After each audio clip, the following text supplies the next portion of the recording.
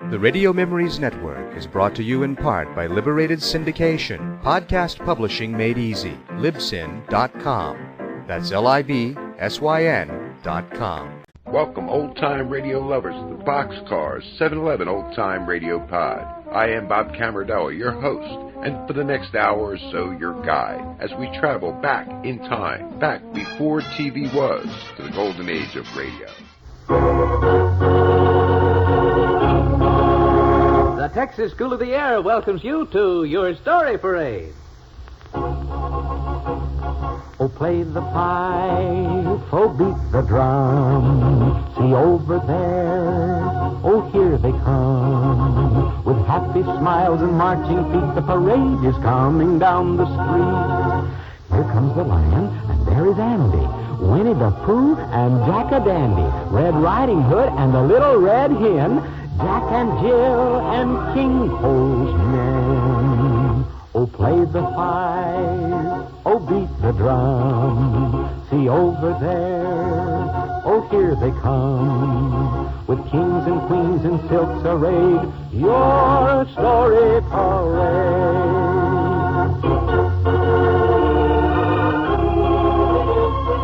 Boys and girls, you're listening to Your Story Parade. It's the transcribed radio program all for you. Yes, and it comes to you on your radio every week at this time to bring you Your Story Parade lady. Why, hello, John, and hello again to everyone listening. Everyone's waiting to hear our story today. And I can hardly wait to tell it. Boys and girls, make ready now for the story of the Gingerbread Man. Once upon a time and far away, a little old woman and a little old man had a little old house at the edge of a forest.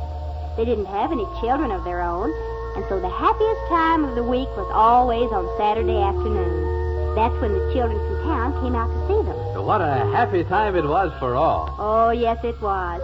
And always before the children came, the little old woman and the little old man would get things ready for a happy visit. On the Saturday that I'm telling you about, the little old man was out in the yard mowing the grass, and the little old woman was inside the house in her kitchen. Let's see now. Now that I've baked my bread, why don't I bake a gingerbread man for the boys and girls to eat when they come to see me? Well, yes. Why don't you, little old woman? And so she did make the gingerbread dough to look just like a little man lying flat in a pan. With raisins, she made the little eyes, and then she used a red cherry for a nose and a piece of orange peel for a mouth. And raisins, too, were the buttons on his coat. Then she looked at him. My. Little gingerbread man, you look real enough to talk almost. So she put the pan in the oven, and then she went on about her business. And then, after a while, she stopped to sniff the air.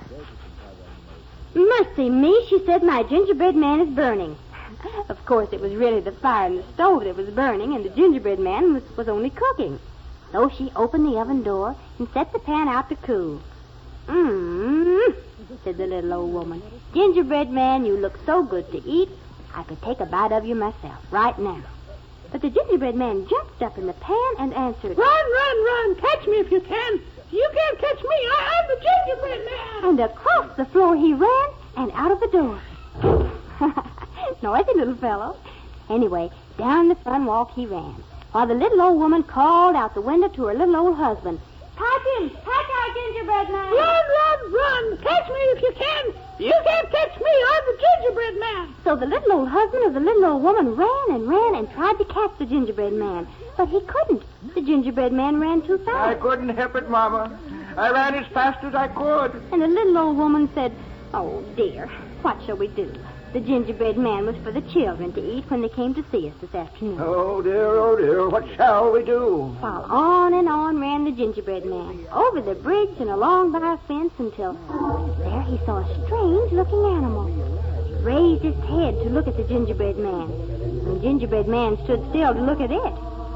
Really, I don't know who was the more surprised. Then suddenly the strange-looking animal said,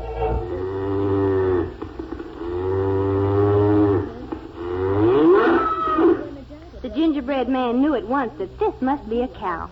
But he also knew what she was saying, and so he answered, Oh, no, you're not going to eat me. No, sir, all I have to say is, run, Run, catch me if you can. You can't catch me. I'm the gingerbread man. I've run away from a little old woman. I've run away from a little old man. I can run away from you. I can. And the gingerbread man had learned how to run faster than ever before. And on he ran through the woods so fast that his toes were hardly touching the ground.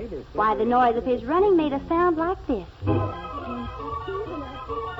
Watch him. Why, he's the fastest runner there ever was.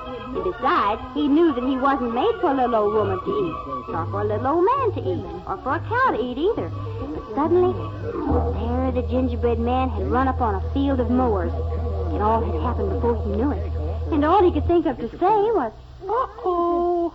And the mower looked at him and said, Ah, a gingerbread man all ready for me to eat, I see. Run, run, run. Catch me if you can. You can't catch me. I'm the gingerbread man. I've run away from a little old woman. I've run away from a little old man. I've run away from a cow, and I can run away from you. I can. And away he ran to show that he really could. On and on ran the little fellow until suddenly, right in front of him, he saw an animal he had never seen before. The animal said, Oh, you must be a horse. I didn't tell him. You are a horse, but no, you're not going to eat me. I was made for somebody else, so run, run, run. Catch me if you can. You can't catch me. I'm the gingerbread man. I've run away from a little old woman. I've run away from a little old man. I've run away from a cow and a mower, and I can run away from you. I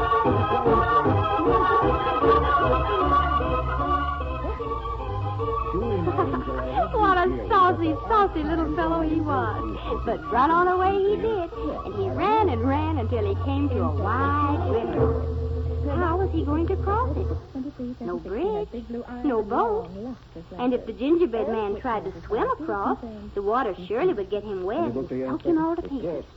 He was wondering just what he should do when a voice from the bushes said, Hello there, widow gingerbread man. Uh-oh, a dog that talks like a man. Not a dog, widow gingerbread man. I'm not a dog. No, sir. I'm a fox. A fox? A wise old fox, yes, sir. Run, run, run. Catch me if you can. You can't catch me. I'm the gingerbread man. I've run away from a little old woman. I've run away from a little old man. I've run away from a cow and a mower and a horse. And I can run away from you. I can. The fox smiled like a baby to hear the words. And down he lay on his back beneath the tree with his hands underneath his head. The gingerbread man just didn't know what to think, and so he said again, I can run away from you. I can. Of course you can, my boy. Of course you can. Yes, sir. Weren't you even going to try to catch me? Gingerbread man, what? No, why in the world would I ever try to catch you? Well, you might want to eat me up. Everyone else seems to want to do it. Eat you up? Oh, imagine. Sorry, boy. You mean you don't want to eat me? Oh, I didn't say that. No, sir. I don't eat between meals. I won't eat again until lunchtime. Good morning, and when your lunchtime comes, I'm going to be far away across the river. My secretary said... Are you going to cross the river without getting wet? Well, no bridge? No. No boat? We're all very sorry. No boat. I'll bet you will. You can't swim across and get yourself wet. Oh, forgive me, Miss The Morgan. water has I've been sucked you a private to investigator a pieces. long time. And the raisin buttons would come off my coat, and the cherry from my nose. And I wouldn't be good for anyone to eat. Oh, we don't want that to happen. I heard that Steve We don't want you not to be good for anyone to eat. Which means you've lost the I'll have to residual go rights back to the way I it came from. Wait. We don't want that to happen either. Well, my father founded this company, Mr. Troy. Climb on my back and I'll swim you across. Nothing without Steve Swim me Rennick's across nothing. on your back? £250,000, Miss Is Morgan. it safe? Makes you Safe think for you or safe for me? What? Safe for me. motive for murder. Well, I mean, what time do you go to lunch? Well, I'm not saying he didn't deserve to die, and I'm not saying she didn't have a motive. Lunchtime. no, sir, I He's dead and won't. she killed him. Lunchtime is 12 o'clock. What time Don't is it digging now? around for any I other think motive. my watch is about to strike. Well, now, I'd like proof of that. The police are satisfied. You should be too. And if I'm not. You take a delight in courting trouble, Mr. Troy. 11. Well, that sounds like a veiled threat to me. 11 Well, o'clock. I'll unveil it. The next Forget about Steve Rennick's death, Mr. Troy. Nothing to worry Get your about. investigation. Plenty of time to swing you across the There's river. £300 here in my bag. On my back. If you do. Now And we if go I out don't? into the water. There's All trouble. for me to swim you across. Now, about that £300. Lady, please, just one client at a time, huh? You're going to be sorry. Don't drop me now. So Be very careful. sorry. Never gonna drop you. That's a shame. Have different plans about Attractive you. men like you. You really are a very fine prince. Oh, I wouldn't They say say the that. sweetest things in between See that, threats. Gingerbread man? The water's very deep there. You better climb upon my shoulder so you won't get wet. Sure. And I'm darn sure this fire escape isn't safe. Now, just hold tight, Julia. I'll have this window open in a minute. There's a law against this, you know. You It's better called climb breaking upon and my entering. head. So there's a law. I have to get inside Rennick's apartment. Got it. Come on, honey, run inside. Gingerbread man. Oh, the water is... She's warned me about this. I would have worn a tight skirt. I like tight skirts. You better climb upon the end of my There's a nose. front door, you know. Uh-huh. There's also a couple of big gendarmes watching it. Well, there you are now on the tip Torch. of the fox's nose, foolish fellow that you are. He's So he fine wild, up isn't in he? the air. You won't slip out there. Somewhere here was the answer. I'll remind you that the police think they've already got it. Don't trust me. And they're bound to catch this. Down Yeah. the gingerbread man. What would they have been searching for? Yes, Just something else to tie Janine Lee and his Rennick's murder. Too late. I'm looking at it from another angle. Snip, snap. Looking for another suspect. I don't think you'll find one. And that's the end Oh, of the what's gingerbread this? man. Oh, but story parade lady, Drop can't of we it. find a No, happier half of way it for the anyway. story to end? It hasn't finished it. We don't want the fox to Hey, eat look at that the poor little title. gingerbread man. Honey You buns know, and different people homicide. have a different way for the story to end. But I'll tell you There's only how up to we page That fox 148, was huh? really a gentleman. 149's here in He the was. typewriter. He wouldn't eat until 12 o'clock. So this manuscript smells of perfume. And it's not so the Janine's little brand either. gingerbread It's man freaking came heavy. safely to the other side of the river. Yes, and there he met Wasn't the boys Melissa's and girls either. who were going to see the little old man and the Exactly little how old many woman women who are there gave mixed up in this gingerbread case? man to eat. That's right, and the gingerbread You know, Rennick man must have collected them like other men And collect that's the stamps. happy Now look at this end of the story. typewriter. Oh, What's the my, matter with it? yes. And Look at the line I just typed. And look at the typing on the rest of the page. They're different. 5, The manuscript isn't being typed on this machine at all. Julie, my girl, you've earned a bonus. Now settle for last week's salary. Visitors. That's the torch. 12 Someone's o'clock. at the window coming in from the fire Time escape. for lunch. You folks We must have started somehow. well, how did he ever manage Oh, That never darn mind, thing. never mind, John. Keep down. That's all for today, boys and girls. all of the story with the gingerbread man? But next week, Oh, next week. Petrol they're spraying around. Yeah, I think it's time. And they're getting away, too. All of her famous adventures. oh, boys and girls, be What sure are you to trapped? next week. The flames are all around the window. Front door, come on. Torch. Oh, I've dropped it. Come this way, the front door's over here. Julie. The door's locked. Police have sealed off the apartment. Your story parade is presented to the transcribed You can be certain of one thing. This definitely wasn't Be Kind to Peter Troy week. Maybe that intruder knew we were there, maybe he didn't. Either way, it didn't make much difference. Steve Rennick's apartment had to be destroyed. And, brother, a petrol fire is a good way of destroying anything, including yours truly, plus private secretary. In just 2 minutes, that whole place was a raging inferno. The flames cut off our retreat to the window and fire escape. On top of that, Inspector Mellenby's boys had put a police seal on the front door. And life was just a little more than tedious just then. And I was in no mood for any jokes about barbecued private eyes. I thought you said there were policemen guarding this place. Well, there were. The idiots must be asleep. Okay, Julie, stand back. They issued me with a permit for this thing, so I guess it's time I used it. Hey, what's going on? Plenty. Or do they always have fires around here? You okay, Julie? Yes, I think so. What the devil's going on here? A fire, and I didn't start it. Call the fire brigade, John. Yes, sir. Right away. I just knew you'd get into some sort of trouble, Mr. Troy. Knew it or organized it, Miss Morgan? There was a police seal on that door. Look, I can explain, but nobody's going to believe me. However, I would like to know how Miss Morgan got into the act. She got onto the scene very quickly, didn't she? Too quickly. For the time being, we'll all concentrate on trying to put out this fire until the fire brigade arrives. After that, you've got some questions to answer, Troy.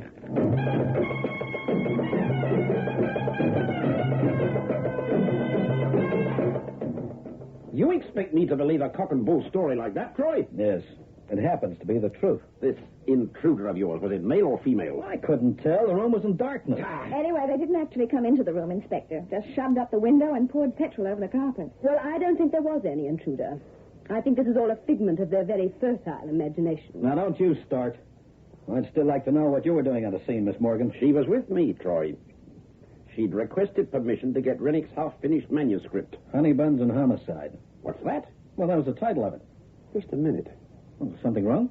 I don't know. Just a minute. Yes, listen to this. This is a copy of Janine Lee's statement after we arrested her. Steve Rennick's last words were, "Too late, honey buns and homicide, baby. Honey buns and homicide." Well, he must have been some egotist to mention the name of his book and his dying breath. Miss Morgan, what do you intend to do with the manuscript? Half a book isn't much use to anyone, is it? We'll have one of our staff writers finish it. Staff writers? Oh, you employ staff writers? Well, there are a couple of people we can call on. Either of them worked for Steve Rennick before? Yes, one of the proofreaders. A girl? Troy, I don't Just a minute, Inspector. There's a reason for this, believe me. One of them's a girl, Miss Morgan? Yes. Name? Well, Miss Morgan? Helen Fremont. She used to do a lot of secretarial work for Steve, too.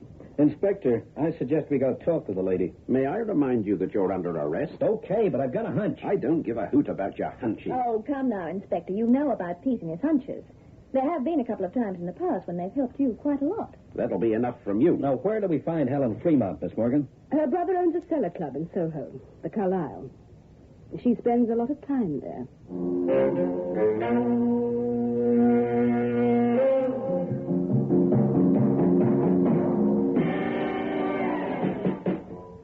I'm sorry, Mr. Troy. We don't open till 6. I'm not a customer, Mr. Fremont. I just wanted to have a chat with your sister.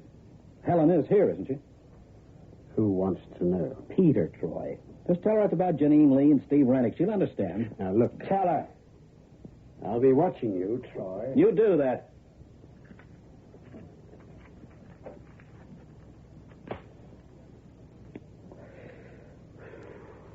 You wanted to see me, Mr. Troy? If you're Helen Fremont. I am. You know what I like about this case? It's just oozing with pulchritude. You know what pulchritude means? It means feminine glamour. Then, of course, you know what the word means. After all, you're a writer, aren't you? Hardly. Oh, but I hear different. What do you want? The truth. I found it's an elusive thing. Much more elusive than that perfume you're wearing. What are you driving at, Mr. Troy? Didn't anyone ever tell you about that perfume, Helen? It doesn't become you at all. It's too, thick and heavy. And it's like a trademark. What do you mean? Rennick's apartment reeked of it the night he was killed. The manuscript of his half-finished novel reeks of it, too. What are you talking about? Honey Buns and Homicide. And I don't mean the title of his book, either. Harry? Trouble? I think there's going to be. You'd better tell that fella to keep away from me. I don't like his face. I'm liable to want to change the shape of it. Why, you...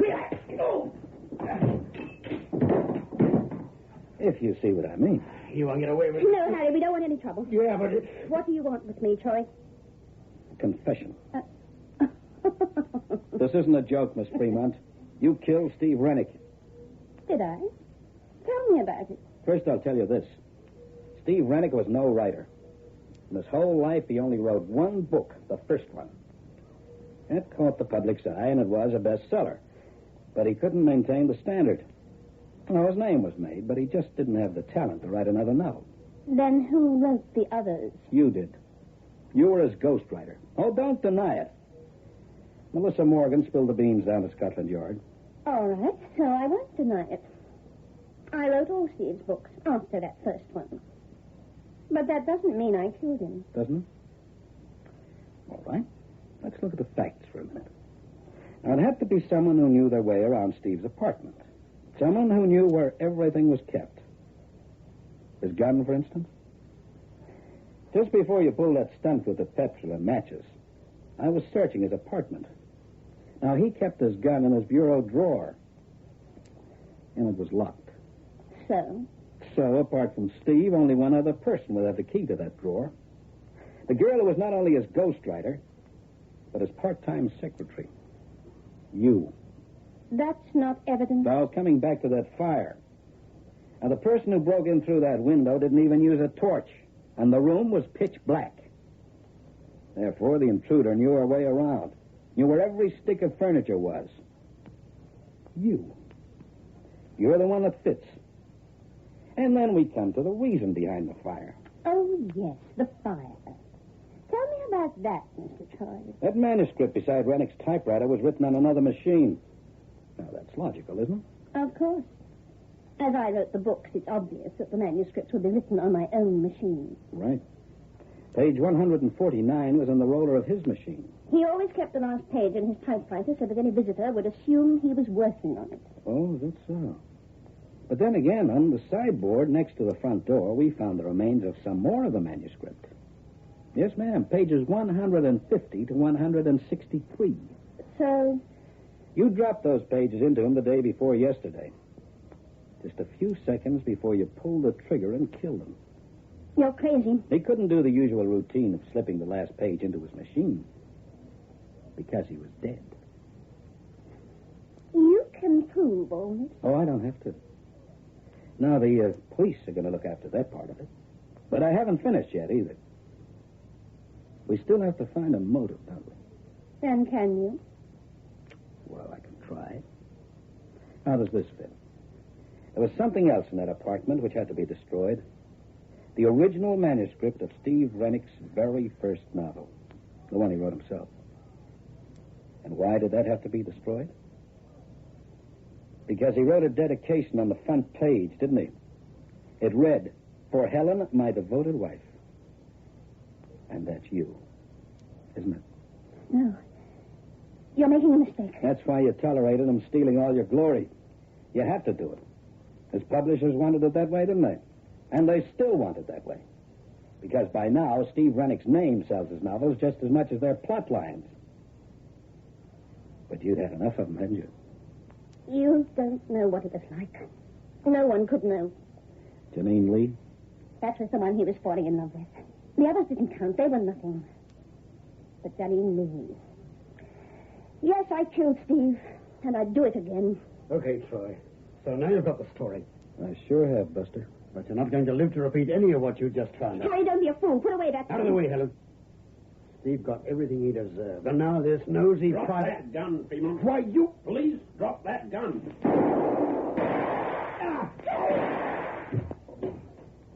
Oh, I meant to tell you, Ellen. The police came in here with me. They had to. You see, I'm still under arrest for unlawful entry. Oh, Careful, Troy. It's okay, Inspector. You only got him in the shoulder. Did you get all that? Yes, the sergeant got it all down in shorthand. All right, you'll have to come with us, Mrs. Rennick. You too, Fremont. Mrs. Rennick. No one's called me that in a long time.